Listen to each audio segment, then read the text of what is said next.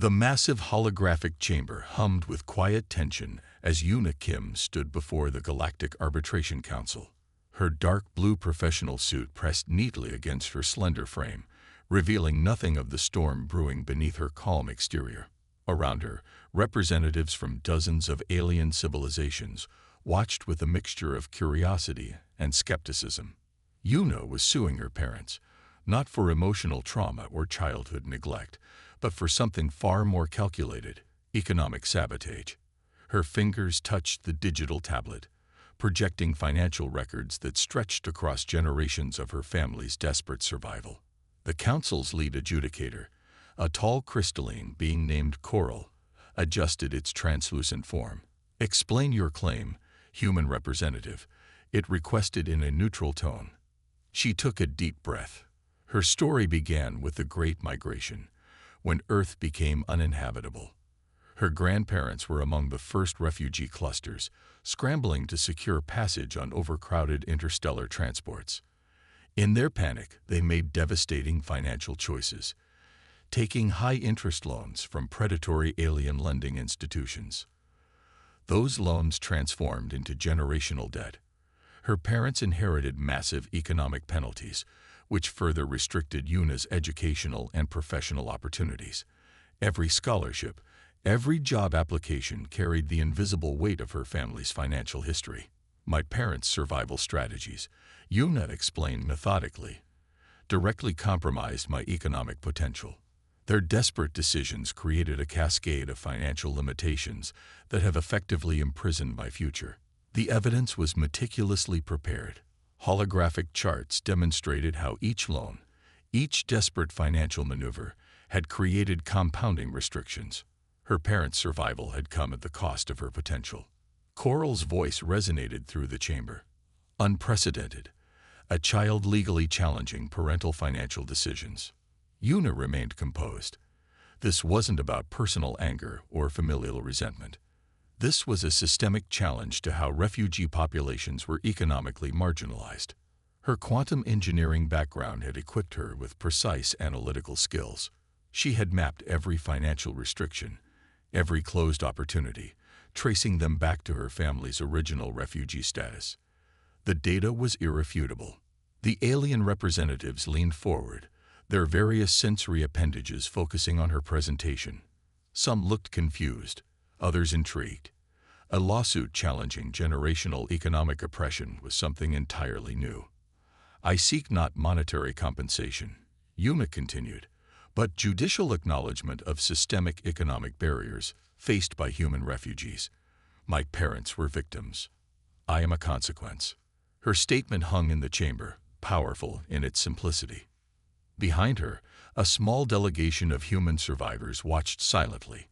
They represented hundreds of thousands who had similar stories, families trapped in economic quicksand, unable to escape the cycle of debt and limitation. Coral's crystalline form shifted, processing the information. The Council's decision would set a precedent not just for human refugees, but potentially for all displaced populations across known space. Yuna knew the risks. This lawsuit could be dismissed as an emotional outburst, a personal vendetta. But she had transformed personal pain into a precise, data-driven argument about economic justice. Her parents, watching from a distant viewing area, looked both proud and terrified. They understood the potential consequences of their daughter's bold legal challenge. The holographic displays continued rotating, showing generations of financial records, loan agreements, and restricted opportunities. Each projection told a story of survival, desperation, and systemic inequality. As the first hour of her presentation concluded, Yuna realized she was doing more than challenging her family's history. She was challenging an entire economic system that treated refugees as disposable economic units. The Galactic Arbitration Council would soon decide whether her argument had merit. But regardless of the outcome, Yuna had already achieved something remarkable. She had made the invisible visible, transforming personal struggle into a potential catalyst for systemic change. The small apartment flickered with old holographic memories, fragments of a family's desperate journey scattered like digital ghosts. Yuna's fingers traced the worn edges of a storage queue, revealing images of her parents' early refugee days. Her father, Judd Park, had been a maintenance technician on the last evacuation ship from Earth. His hands, once smooth and precise, now carried deep scars from emergency repairs that saved thousands of lives during the planetary exodus. Each line told a story of survival, of holding together fragile human hopes with nothing more than skill and determination. Her mother, Hannah, worked as a communication specialist, managing the complex networks that kept refugee clusters connected. During the Great Migration, information was more valuable than oxygen. One missed signal could mean the difference between finding safety or drifting into endless cosmic darkness. Their first years in refugee camps were brutal. Alien processing centers treated humans like statistical problems to be solved, not living beings with dreams and fears. Jai and Hannah watched helplessly as bureaucratic systems reduced their entire existence to debt calculations and resource allocation metrics. To survive, they made choices that would haunt their daughter's future. High-interest loans from alien financial institutions became their lifeline. Each credit transfer was a calculated risk, a desperate attempt to secure basic necessities like medical treatment, education credits, and transportation permits. The loan agreements were deliberately complex.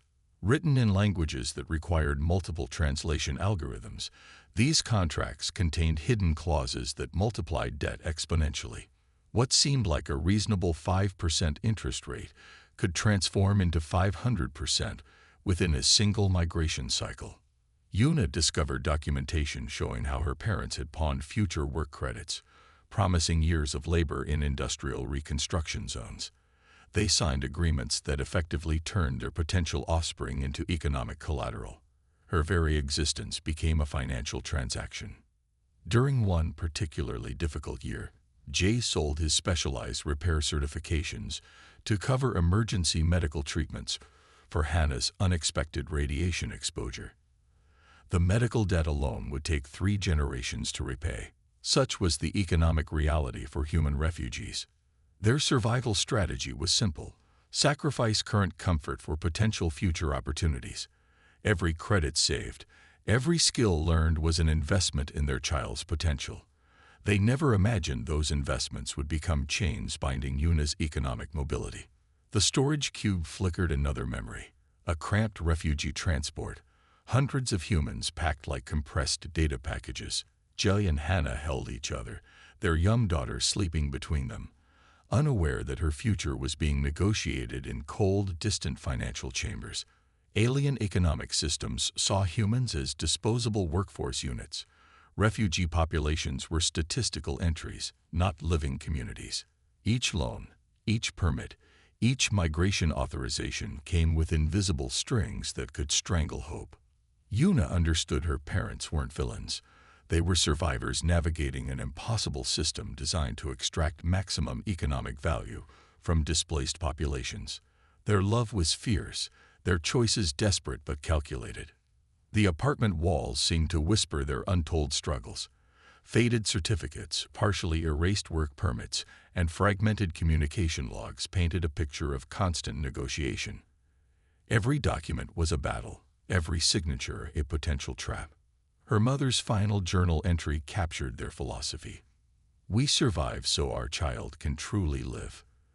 They had no idea how prophetic those words would become when Yuna decided to challenge the very systems that had confined them. As night fell across the refugee settlement, the apartment's ambient systems hummed softly. Memories of Earth, of a planet long lost, mixed with the cold precision of economic survival. Yuna's family legacy was not just about debt, but about resilience, about transforming systemic limitations into potential revolution.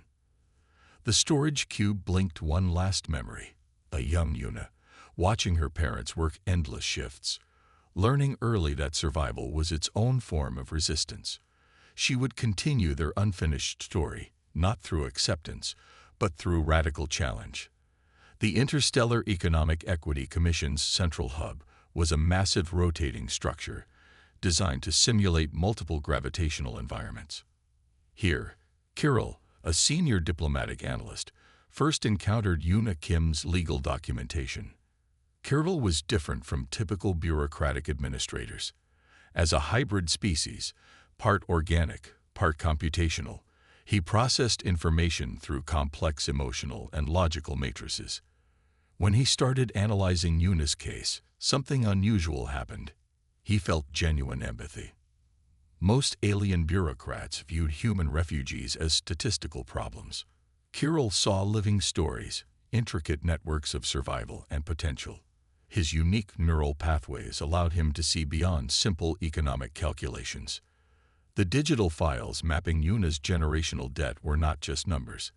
They represented a complex narrative of human resilience. Each financial restriction told a story of survival, of humans adapting against impossible cosmic odds. Kirill's research team began investigating broader patterns. They discovered a systematic approach by multiple alien financial institutions that consistently marginalized human refugee populations. The economic oppression was not accidental. It was strategic. Interstellar loan agreements were deliberately constructed with multiple layers of complexity. Translation algorithms intentionally introduced subtle meaning shifts, creating legal traps for vulnerable populations. Humans, desperate for survival, rarely understood the full implications of these contracts. The more Kirill investigated, the more he recognized a disturbing pattern. Refugee populations weren't just being economically restricted, they were being systematically prevented from meaningful integration and advancement. His computational brain started connecting seemingly unrelated data points. Yoona's lawsuit was more than a personal challenge. It represented a potential systemic exposure of interstellar economic manipulation. During a routine commission meeting, Kirill presented his findings. Most administrators dismissed his presentation, viewing it as an emotional overreaction. But one senior commissioner, a crystalline entity named Zara, showed genuine interest. These patterns, Zara observed, examining Kirill's holographic projections, suggest deliberate institutional design rather than accidental restrictions. Kirill had spent years building a reputation for rigorous, unemotional analysis. His hybrid nature allowed him to process information without typical bureaucratic blindness. Where others saw statistics, he saw living networks of human potential. The Commission's standard response to refugee economic challenges had always been bureaucratic neutrality. Create reports, file documentation, maintain systemic distance. Kirill was proposing something radical: active intervention. His research revealed that human refugees were being treated as economic resources to be managed, not living communities with inherent rights. Each loan, each permit, each migration authorization was a calculated method of control. Yoona's lawsuit provided an unexpected opportunity. By challenging her own family's economic history, she was creating a legal framework that could potentially expose these systemic manipulations. Kirill began preparing additional documentation to support her case. He compiled evidence from multiple star systems, showing consistent patterns of economic restriction targeting human populations. What had started as a personal legal challenge was transforming into a potential interstellar revelation. The Commission's central database was not designed to handle such comprehensive, emotionally charged information. Kirill's research was pushing against established bureaucratic boundaries, creating potential for significant systemic change. Late one standard cycle, as artificial illumination simulated twilight within the Commission's hub, Kirill realized he was no longer just an objective analyst. He had become an active participant in a potential economic justice movement. His decision to support Yoona's lawsuit was not just a professional choice. It represented a fundamental challenge to how interstellar economic systems viewed refugee populations. One small legal case could become a catalyst for broader systemic transformation. The universe watched, unaware that a young human's personal challenge and a hybrid bureaucrat's empathy were about to rewrite the rules of economic engagement across multiple civilizations. The courtroom hummed with electric tension. Holographic displays flickered around Yoona, transforming complex financial data into visual narratives that even the most distant alien representatives could understand. Her quantum economic models were unlike anything the Galactic Arbitration Council had ever seen. Each projection revealed hidden patterns of systematic economic oppression, breaking down intricate layers of financial manipulation that had trapped human refugee populations for generations. Kirill sat beside her, his hybrid computational organic brain processing every minute detail. His presence was more than supportive, it was strategic. As a senior economic analyst, his testimony carried significant weight. "These are not random financial restrictions," Yuna explained, her voice calm and precise. "These are deliberate economic barriers designed to prevent human populations from achieving meaningful integration and advancement." The Council's lead adjudicator, a crystalline entity named Zora, leaned forward. Complex sensory appendages absorbed every nuance of Yuna's presentation. Her arguments were transforming a personal lawsuit into a potential systemic revolution. Yuna's models demonstrated how seemingly neutral loan agreements contained embedded economic traps. Translation algorithms intentionally introduced subtle legal complexities that consistently disadvantaged human refugees. What appeared as standard financial documentation was actually a sophisticated mechanism of control. Her evidence mapped multiple star systems, showing consistent patterns of economic restriction. Loan interest rates, migration permits, work credit allocations. Each system was designed to maintain humans in a perpetual state of economic vulnerability. Kirill introduced supplementary documentation, revealing internal communications from various alien financial institutions. These confidential records exposed deliberate strategies for managing human refugee populations as economic resources rather than living communities. The courtroom atmosphere shifted. What had begun as a personal lawsuit was rapidly becoming an investigation into systematic economic oppression. Yuna's quantum economic models used advanced computational techniques to reveal hidden financial networks. She demonstrated how each loan, each credit transfer, each migration permit was part of a larger strategy of economic control. Her parents watched from a distant viewing area, their expressions a mixture of pride and anxiety. They understood that their daughter was doing more than challenging their personal history. She was challenging an entire interstellar economic system. The Galactic Arbitration Council had never encountered such a comprehensive legal challenge. Yuna wasn't just presenting a case, she was rewriting the fundamental understanding of economic justice for refugee populations. Her arguments connected personal experience with systemic analysis. Each financial restriction was traced back to its institutional origin, exposing complex networks of economic manipulation that spanned multiple alien civilizations. Kirill's supporting documentation was crucial.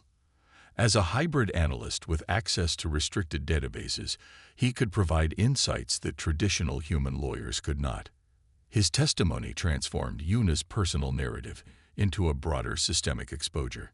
The Council's senior representatives began asking detailed questions. Their initial skepticism was giving way to genuine curiosity. Yuna's models were not emotional arguments but precise, data-driven revelations of systemic inequality. Hours passed. Holographic displays continued rotating, showing generations of financial records, loan agreements, and restricted opportunities. Each projection told a story of survival, desperation, and potential transformation. Zara, the lead adjudicator, finally spoke. This presentation challenges fundamental assumptions about economic engagement with refugee populations. Yuna had done more than challenge her family's financial history. She had created a legal framework that could potentially reshape interstellar economic policies, offering hope to millions of displaced humans across multiple star systems. The universe watched, holding its collective breath. A young human's personal lawsuit was becoming a potential catalyst for comprehensive economic justice. The verdict arrived like a cosmic thunderclap. The Galactic Arbitration Council's decision would reshape economic policies across multiple star systems. Case 7392H is ruled in favor of the plaintiff, Zara announced, her crystalline form radiating an almost electric intensity. Yuna Kim stood motionless, understanding that her personal lawsuit had transformed into something far larger than herself. The council's ruling didn't just address her family's specific case. It mandated comprehensive reforms for how refugee populations would be economically treated across interstellar territories. Predatory loan structures would be dismantled. Translation algorithms in financial contracts would require strict human comprehensible transparency. Kirill, who had become a crucial ally, stood beside Yuna. His hybrid computational brain processed the magnitude of their achievement. What had begun as a personal challenge had become a civilization-changing movement. Yuna's parents watched from the observation area, tears streaming silently. Their daughter had done what generations of refugees had only dreamed. She had challenged a system designed to keep them perpetually vulnerable. The immediate aftermath was chaotic. Financial institutions across multiple alien civilizations scrambled to understand the new regulatory landscape. Billions of existing contracts would need immediate review. Entire economic management systems would require fundamental reconstruction. The Interstellar Economic Equity Commission quickly appointed Yuna as its first human economic justice commissioner. Her mandate was clear: redesign economic integration systems for refugee populations. Her first official act was establishing a comprehensive database tracking historical economic restrictions. Every loan, every permit, every financial limitation faced by human refugees would be documented and analyzed. Refugee communities across different star systems celebrated. News networks broadcast Yuna's story, transforming her from an individual legal challenger to a symbolic figure of resistance and hope. The economic model she had developed became standard training material. Universities and economic research centers began studying her quantum computational approaches to identifying systemic inequalities. Kirill continued supporting her work, his unique perspective bridging human experience with computational analysis. Together, they represented a new approach to understanding economic justice, one that saw populations as living networks, not statistical entries. Her parents, once trapped in generational debt, now watched their daughter redesign the very systems that had confined them. Their survival strategies had ultimately produced something miraculous, a comprehensive challenge to institutional oppression. The financial reforms were extensive. Loan interest rates for refugee populations were capped. Complex legal language was simplified. Translation algorithms were redesigned to ensure complete human comprehension. Within months, similar legal challenges emerged across human refugee communities. Yuna's lawsuit had provided a template, a legal and computational framework for challenging systematic economic marginalization. Alien financial institutions that had previously viewed humans as disposable workforce units now had to recalculate their entire operational strategies. Economic engagement would require genuine consideration of human potential. The cosmic irony was not lost on Yuna. Her family's desperate survival had produced a daughter who would fundamentally reshape interstellar economic policies. What began as a personal lawsuit had become a movement of economic liberation. During her first major address as Economic Justice Commissioner, Yuna spoke directly to refugee populations across multiple star systems. "Our survival is not a statistical problem," she declared. "Our potential cannot be calculated by algorithms designed to restrict us." Her words resonated beyond human communities, challenging fundamental assumptions about economic interaction between different species and populations. The universe watched, understanding that a single determined individual could transform systemic limitations into pathways of potential. Yuna Kim had done more than sue her parents for ruining her credit. She had rewritten the rules of economic engagement across civilizations. As stellar communication networks broadcast her story, millions of refugees found a new language of hope, a promise that their economic challenges could be transformed into opportunities for genuine advancement. The revolution had begun, one economic model at a time.